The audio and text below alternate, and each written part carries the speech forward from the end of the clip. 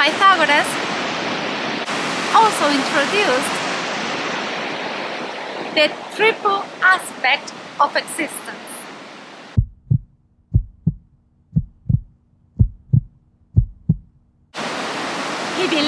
He promulgated that every single aspect in creation has a triple way of manifestation. As such, he worked in depth on the theory of the triangles that reaches us to today as the theorem of Pythagoras. But he applied this notion to the several expressions of reality. He believed that any problem, any crossroad, any difficulty, any challenge, anything we are exposed as human beings in life has a triple way of manifesting itself. And he expressed this as a phrase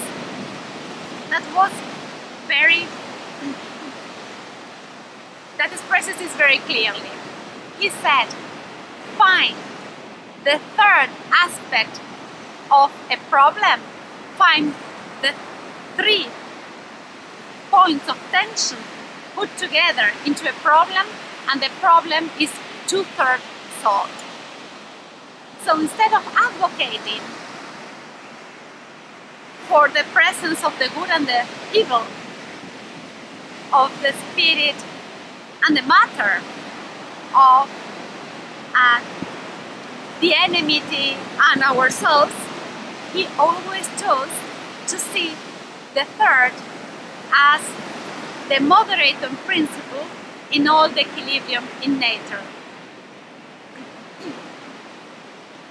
As such, he saw the creation as a triple world, where the higher realm is the realm of the spirit, of the principles, of the abstract forms of the universal mind, of the omnipresent, omniscience, creator pervading everything that exists. In the higher realms inhabit all the spiritual beings that assist in putting into form the abstract principles that inanimate the universe through the universal mind. He also believed that there's a middle realm of middle world. This is the world where we inhabit and where we express our universal part of the wholeness as individualities. And this was the realm of the intelligences. This was a place where there was a fusion of the two forces of spirit and matter.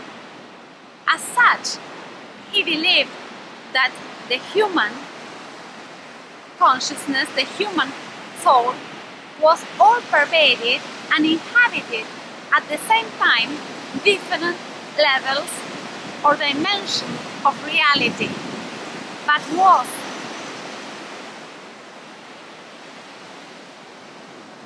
reflected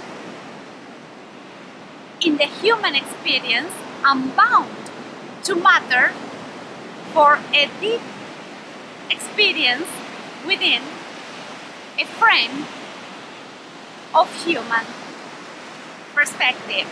However, the soul inhabited higher realms and was freed from any attachment, but at the same time projected its individual mind into a human experience for the benefit of the wholeness, the completion, the depth of the experience in itself. And he also believed that there was an underrealm, and this underrealm was a pure matter, was the kingdom of the elements, And as such, Pythagoras knew in depth the characteristics of the bricks that form the reality. He was a true alchemist. He was an initial master in chemistry. He understood the elements, the intelligences that forms the bricks of the creation and that live in the inner matter of our Mother Earth. This was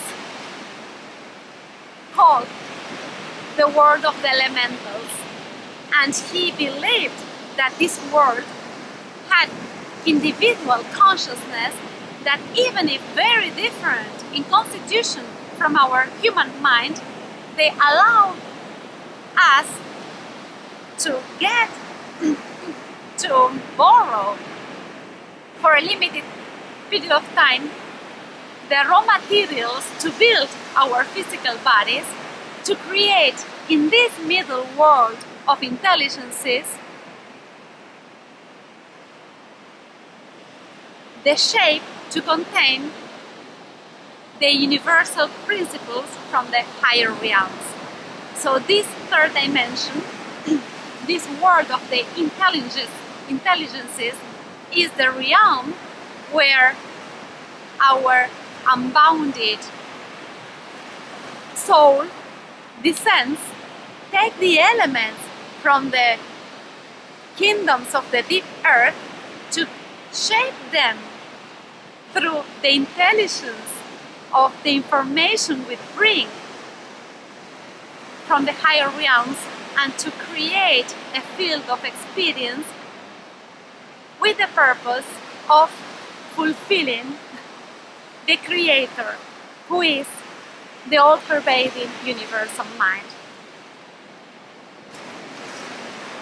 So Pythagoras went to the extreme of seeing his theory of the triangles, of the three perspectives in everything that exists, in every problem he encountered, in every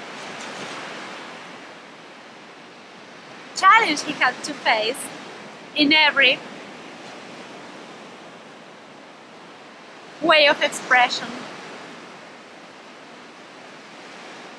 of his reality. This is the deep knowledge of the science of the triangles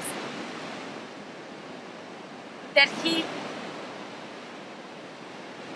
has expressed, and that reaches us as his famous theorem, but that goes beyond into the deepest spheres of knowledge of the divine. Thank you very much, and see you in the next chapter, where we will go deeper into the geometric, the solids, the way he expressed the science of triangles into the factual world. Thank you very much.